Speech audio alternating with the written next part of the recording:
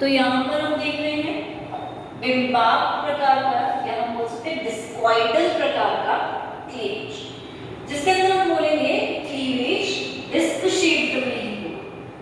ठीक है, एक अगर हम बोल रहे हैं ये जाइगोट है या एक एग है, तो यहाँ पर हम मान के चलेंगे कि ये पूरा पित्तक उपस्थित है, यहाँ पर योग उपस्थित है, इसलिए क्लीवेज जो होगा वो सिर्फ इतने से भाग में ही होता है। ठीक है, विदलन क्रिया यहाँ पर सिर्फ इतने से भाग में हो रही है, बाकी पूरे भाग में योग है, क्योंकि साइटोप्लाज्म सिर्फ इतने से ही भाग में उपस्थित रहता है।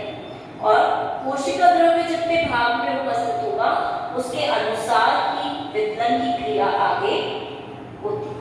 ठीक है, तो इतने से भाग में होगी। अब अगर हम आगे इस चीज को देख लेते हैं तो हम ये मान के चलेंगे कि सपोज ये भाग है, यहाँ पर ऊपर की तरफ विदलन क्रिया हो रही और इस तरह से यहाँ पर कोशिकाएं आगे जाकर डिस्क शेप्ड में, ठीक है, नीचे पूरा योग उपस्थित है, पित्तक उपस्थित है, ये ब्लास्टोमेयर्स बन रहे हैं अलग अलग प्रकार के।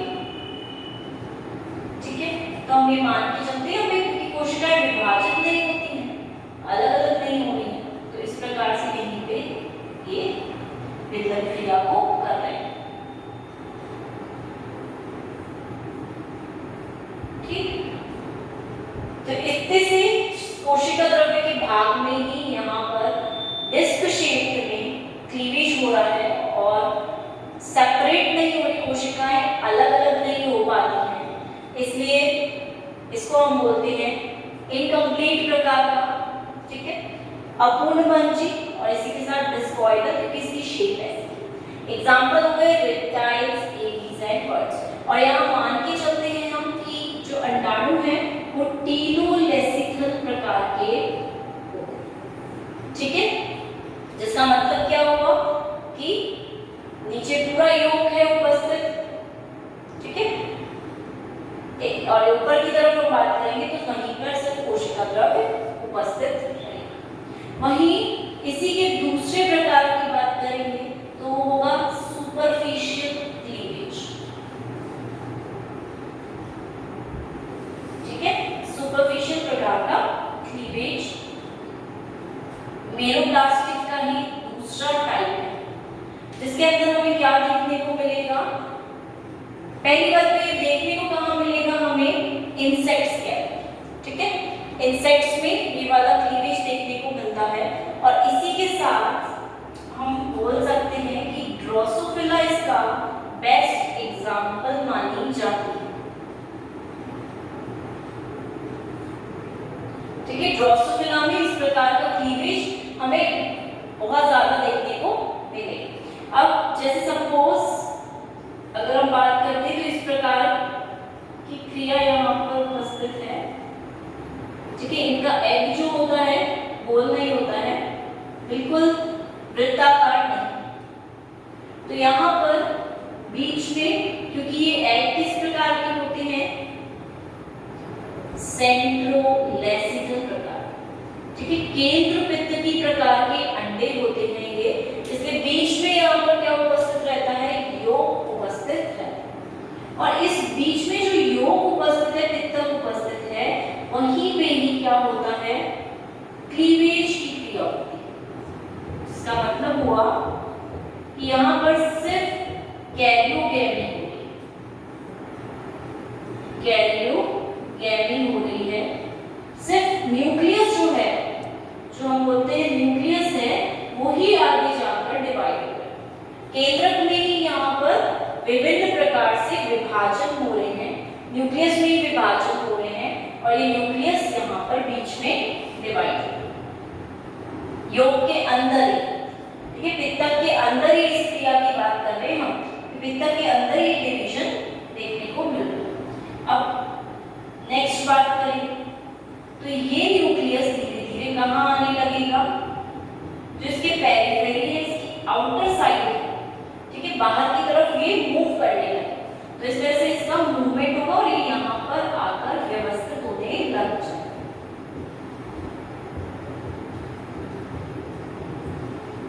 ठीक है, इस प्रकार से ये कॉर्नर की तरफ जा रहे हैं।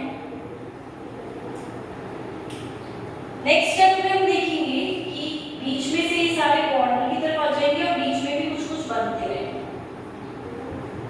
तो इस तरह से इनका कॉर्नर पे हम प्लेसमेंट देखेंगे और वहां पे ही सेल्यूलेशन हो जाए। इसका मतलब हुआ कि यहाँ पर कोशिका द्रव्य विभाजित हो जाए। यहाँ पे पित्तक उपस्थित नहीं है, कोई बैरियर नहीं है, बाधक नहीं है, कोई बाधा यहाँ पर आएगी नहीं, बैरियर आएगा नहीं, तो आसानी से यहाँ पर सिर्फ बाहर की तरफ पेरिफेरी की तरफ ब्लास्टोमेयर्स का निर्माण हो जाए, ब्लास्टोमेयर्स फॉर्म हो जाएंगे और इस क्रिया को बोलते हैं सेल्यूलराइजेशन। ये कोशिका भवन हो गया, कोशिकाओं का निर्माण हो गया बाहर की तरफ, जहां पर कोशिका द्रव्य उपस्थित, साइटोप्लाज्म जहां पर उपस्थित था वहां पर उस जगह पर ये क्रिया देखने को मिली। इसको हम सुपरफिशियल क्लीवेज इसलिए बोल रहे हैं कि यहाँ पर जो वितलन है वो अंदर तक नहीं जा रही खांच, जो क्लीवेज ग्रूव है वो अंदर तक एंटर नहीं हो रही फरो, सिर्फ बाहर की तरफ एक खांच उपस्थित और यहीं पे ही क्लीवेज, सुपरफिशियल बाहर से ही।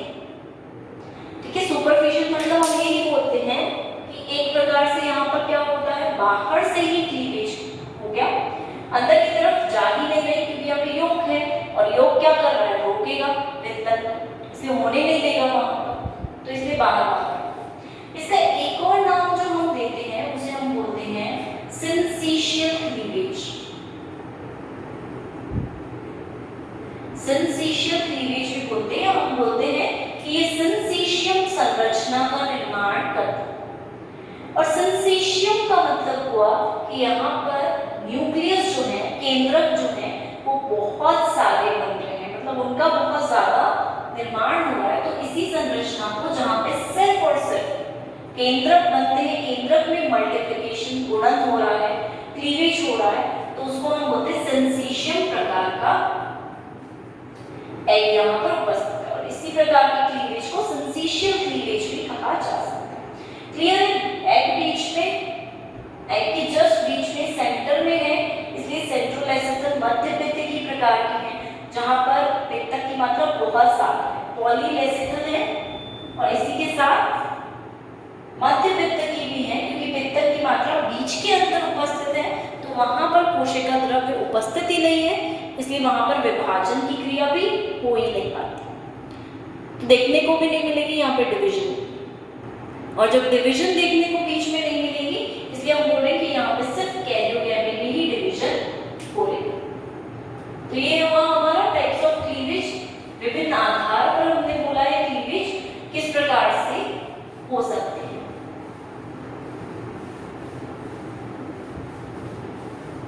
ठीक है, नेक्स्ट हम बात करेंगे यहाँ पर फैक्टर्स कंट्रोलिंग क्लीवेज।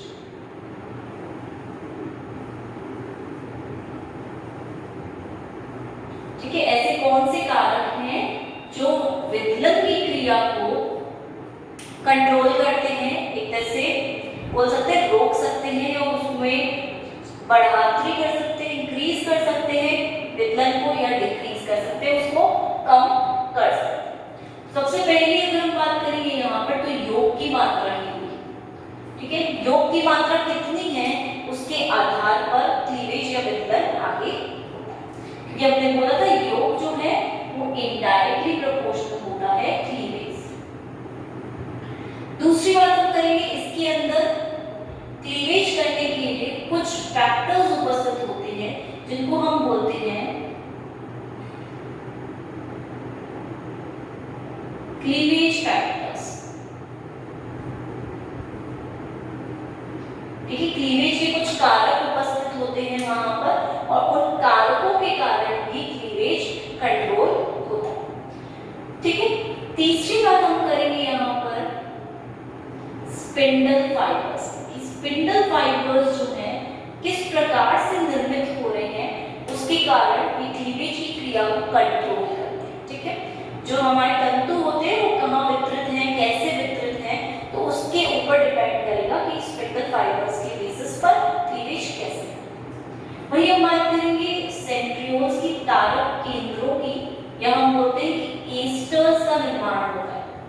ठीक है, तारक केंद्र या एस्टर्स जो बनते हैं वो भी इस क्रिया को कंट्रोल करते हैं कहीं हद तक। वहीं पांचवी अगर हम बात करें तो कॉर्टिकल रिएक्शंस होती हैं।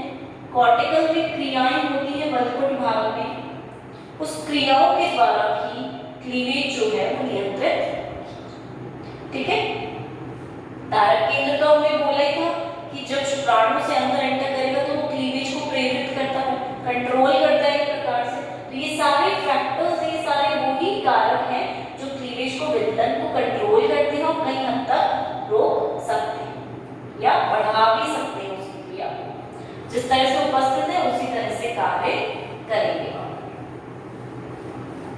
अब हम बात करते हैं क्लीवेज और माइटोसिस के बीच में क्या डिफरेंस होता है। ठीक है,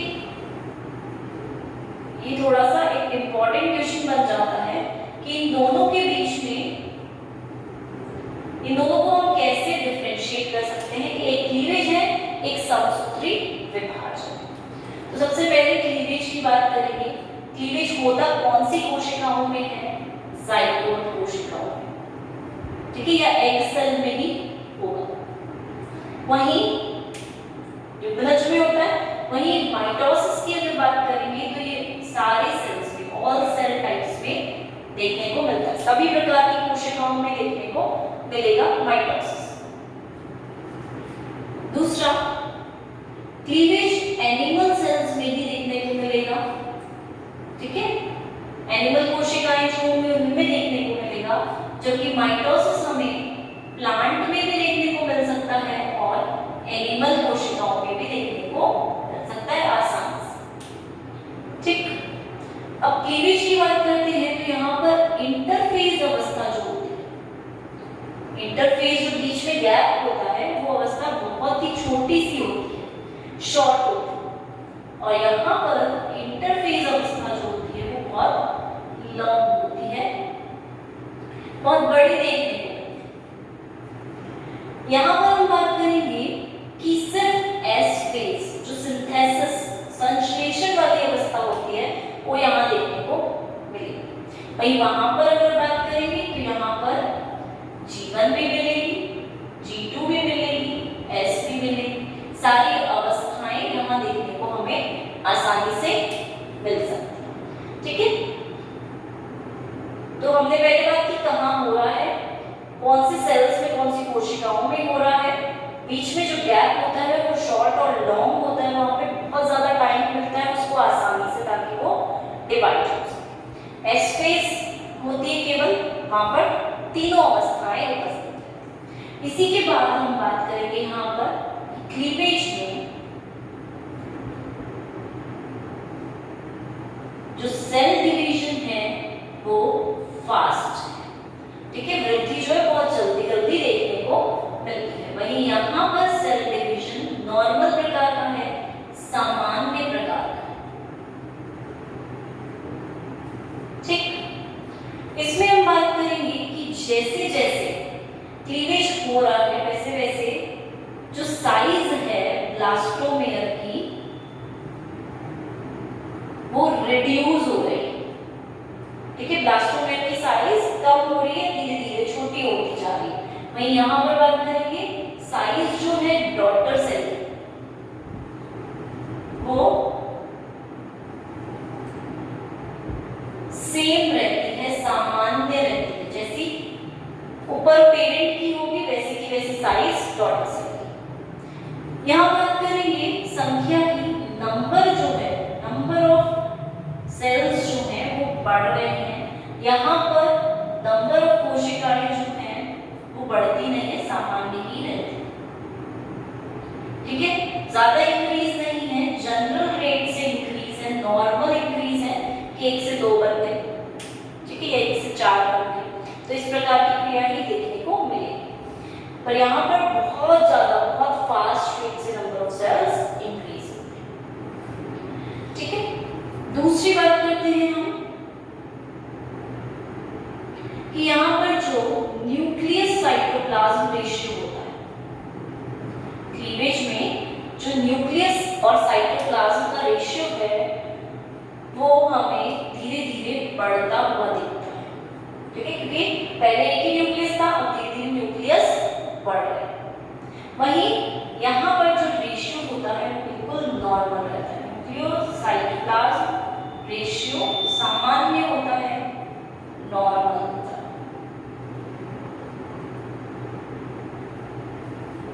ठीक है, नेक्स्ट हम बात करेंगे कि जो जाइगोट है वो सेम ही रहता है, उसमें आकार में कोई परिवर्तन नहीं होता। यहाँ पे जो सेल है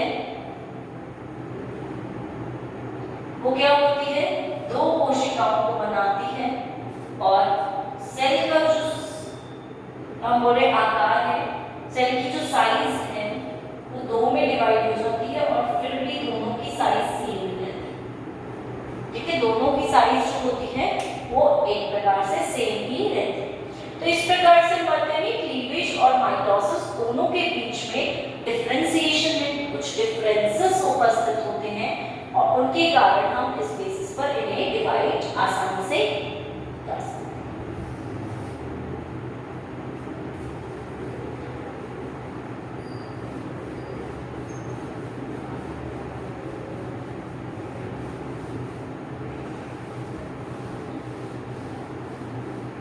और भी चीजें हम बोल सकते हैं कि माइक्रोट्यूब्यूल्स होती हैं वो निर्मित होती हैं, किस प्रकार से निर्मित होती हैं, किसी में एक्टिव मॉलिक्यूल्स प्रेजेंट होते हैं, तो वो सब चीजें भी हम देखेंगे। सिर्फ एक बेसिक वे में बता दें कि दोनों के बीच में डिफरेंस।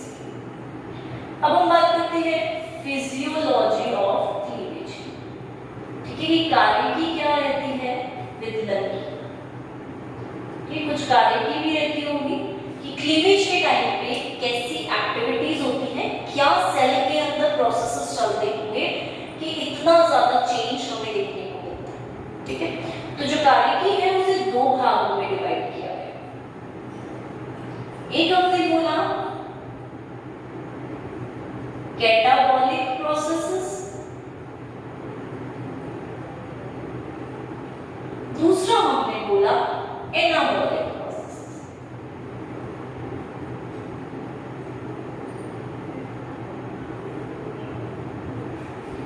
कैटाबॉलिक का मतलब क्या हुआ कि यहाँ पर हर चीज टूट रही, ठीक है, विघटन हो रहा है यहाँ पर, तो उस प्रक्रिया को हम बोलेंगे कैटाबॉलिक प्रक्रिया। एनाबॉलिक मतलब कोई चीज फॉर्म हो रही है, किसी का फॉर्मेशन हो रहा है, तो उसको हम बोलेंगे एनाबॉलिक प्रोसेस।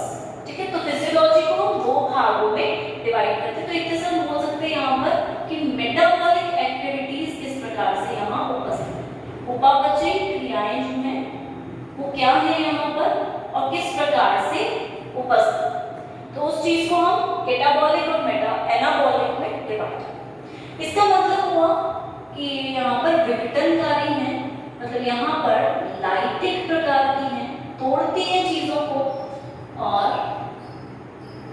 डिस्ट्रक्ट करती है, या फिर हम बोल सकते हैं यहाँ पर क्लीवेज के टाइम पे कुछ चीजें ब्रेक डाउन होती है।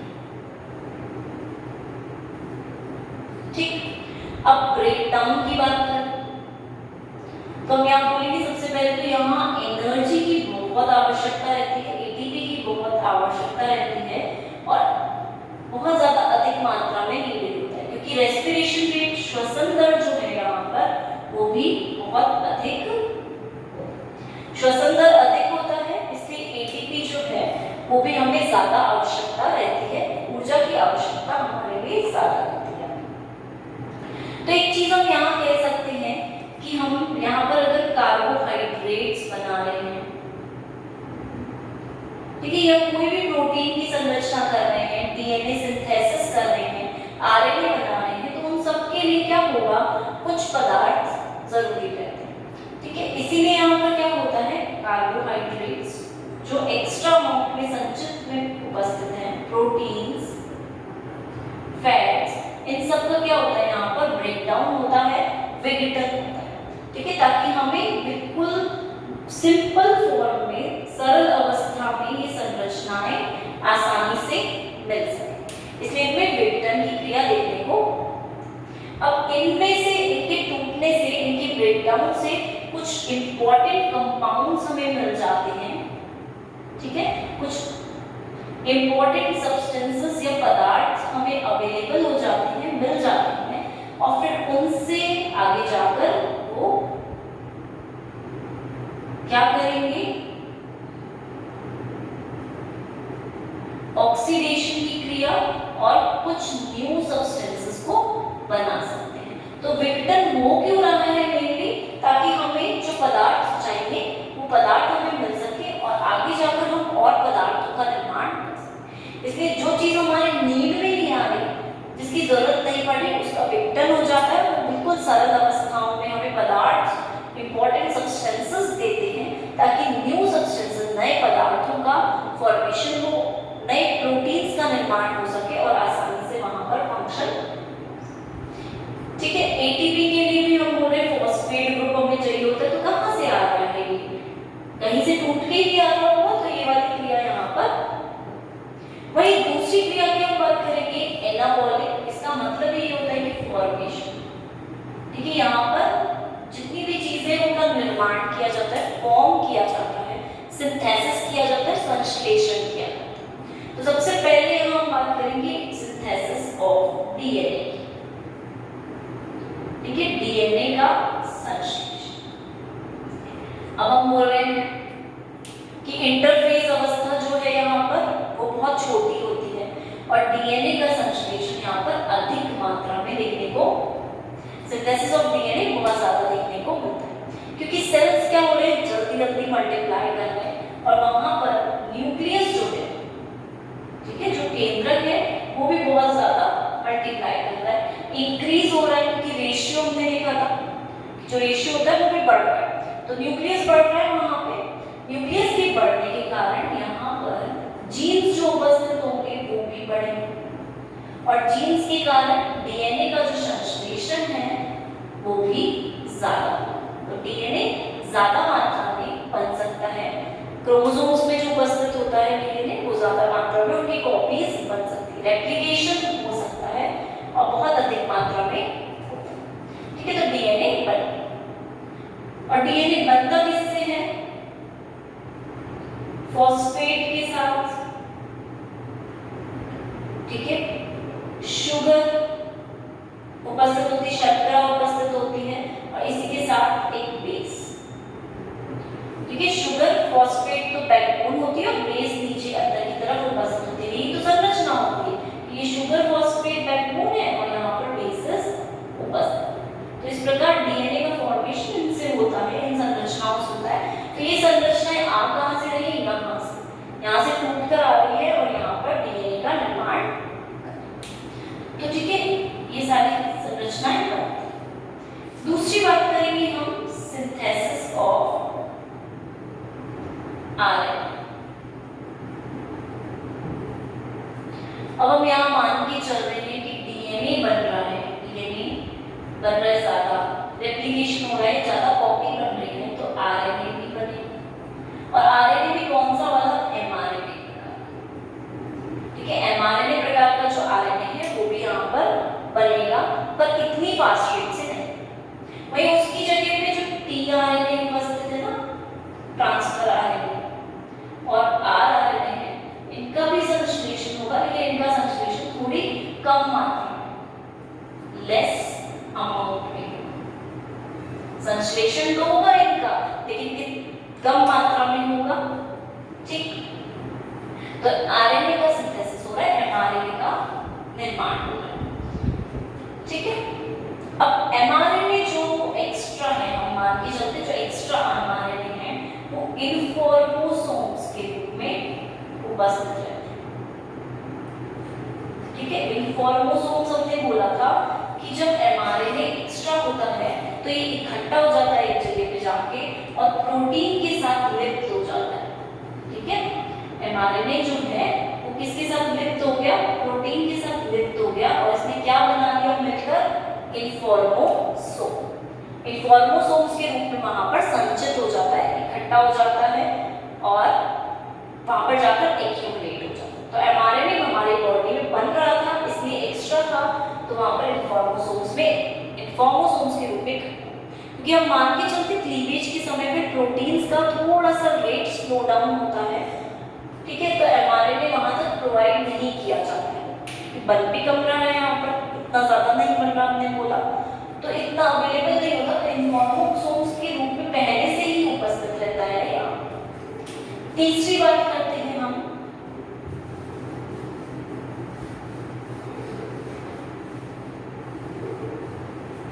कि इसी टाइम पे प्रोटीन का सिंथेसिस भी, अब देखते हैं प्रोटीन भी बन रहे हैं, तो सिंथेसिस ऑफ प्रोटीन भी देखने को मिलता है।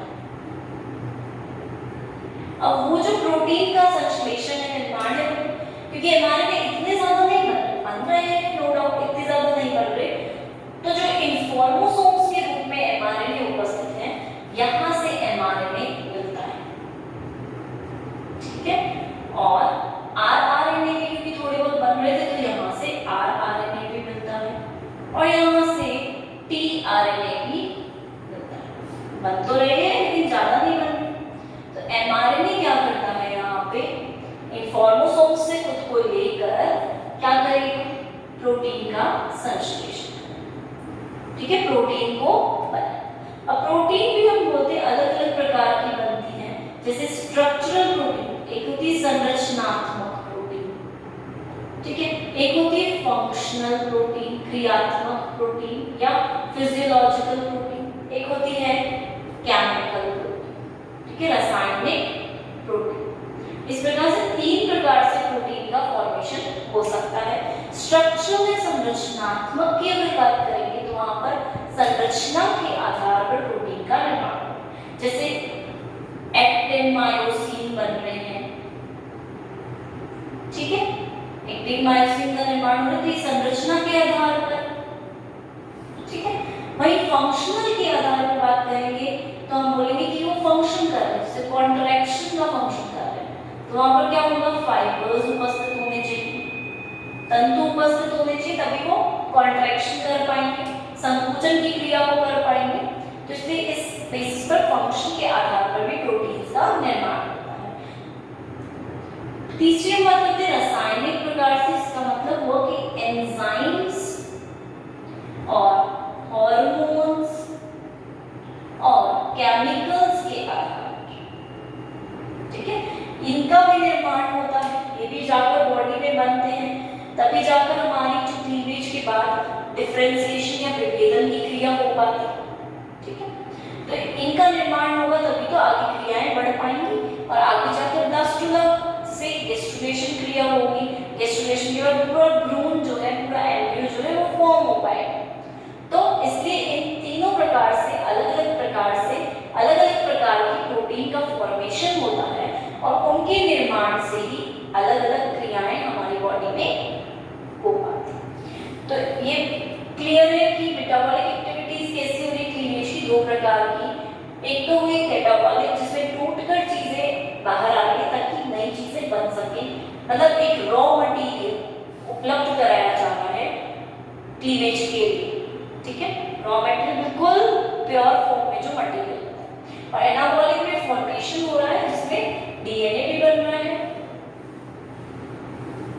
आरएनए भी बन रहा है और प्रोटीन भी बन रहा है। प्रोटीन भी तीन प्रकार के, आरएनए भी तीन प्रकार के, ट्रांसफर आरएनए ट्रांसफर करने में हेल्प करेगा।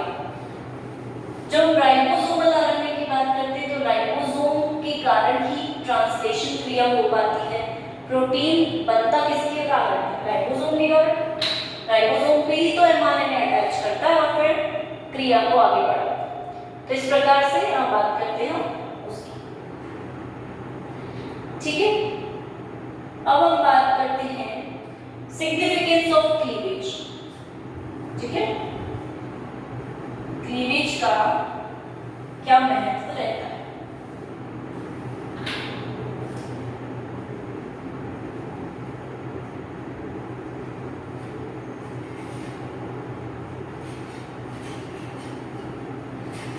ठीक है, क्लीवेज के क्या महत्व मिलते हैं।